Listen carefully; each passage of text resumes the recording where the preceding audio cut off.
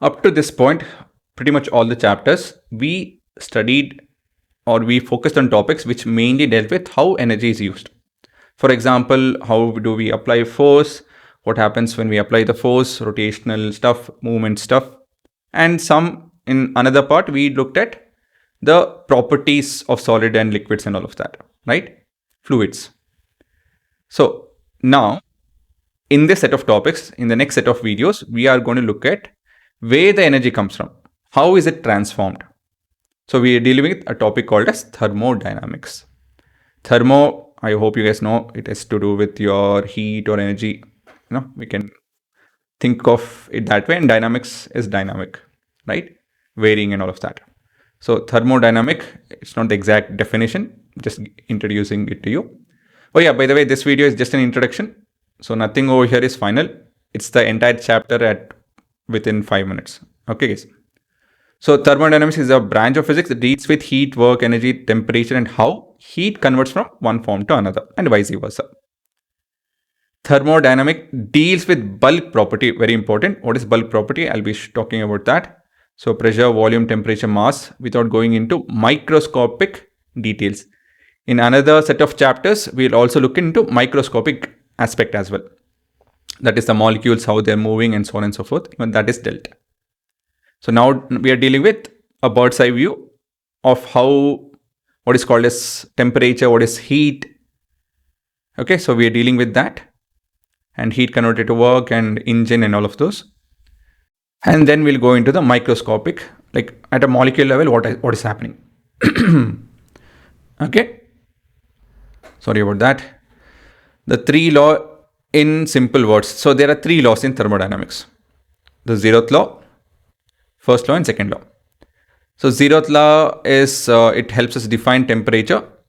First law deals with, it relates heat, work, internal energy, and second law deals with the famous word entropy, right? If you guys I'm sure most of you guys have heard of it. So it's a pretty interesting concept, and that's the ultimate truth.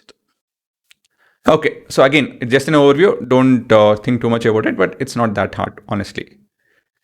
So zeroth law defines temperature. It establishes the concept of thermal equilibrium.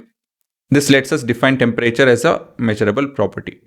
You'll see that it's a very simple concept. Now, this is also very simple. First law deals with law of energy conservation. It connects heat and work to all forms of energy inside a system, right? So we'll deal with something called as open system, closed system. We already have kind of indirectly, directly have introduced it, but officially we'll define it properly with solid definition and everything over here. Mathematically, we're looking at change in internal energy is equal to heat added minus the work. Okay. So uses key state variables, internal energy, and enthalpy, and so on and so forth, especially for constant pressure process. Again, don't worry about all of that. Just an overview. And finally, we have entropy.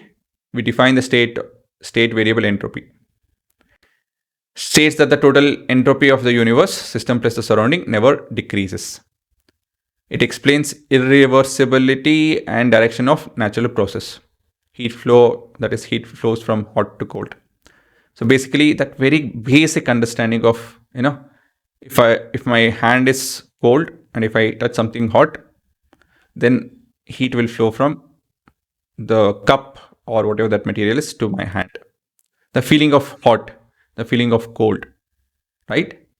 It's relative. Okay, I don't know how much I might not have made sense, but that's the entire idea. It helps us connect such, very, very day-to-day aspect of heat, temperature, and everything. So it's quite interesting, actually. So one more thing that we need to define and know is physical property and chemical property.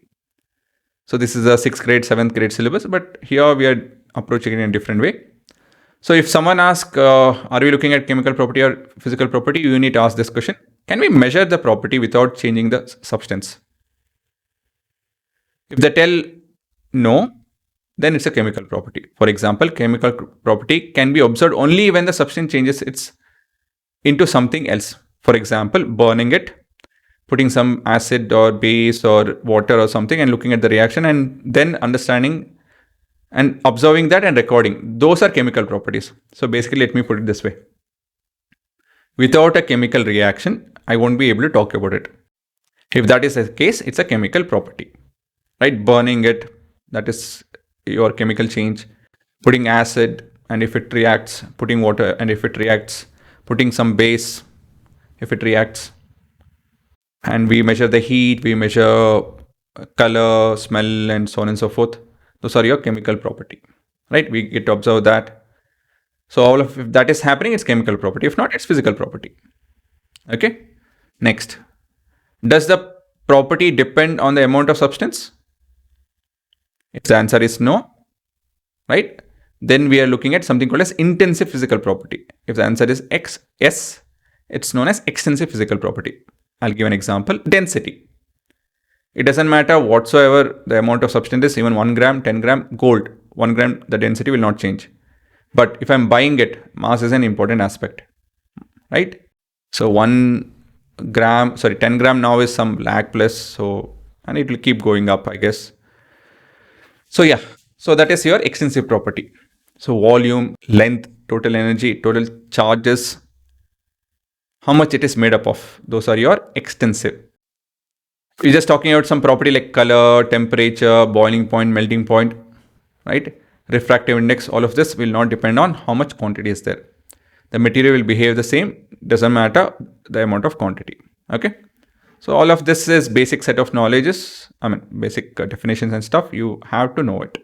Okay. So yeah, you can write it. I think you should write it. It'll give a bird's eye view, and then you'll be able to connect, because there are a lot of things that will come up. Everything is interconnected, but we will be going at a snail pace. So you should not be confused. Have the direction and keep connecting, right? So yeah.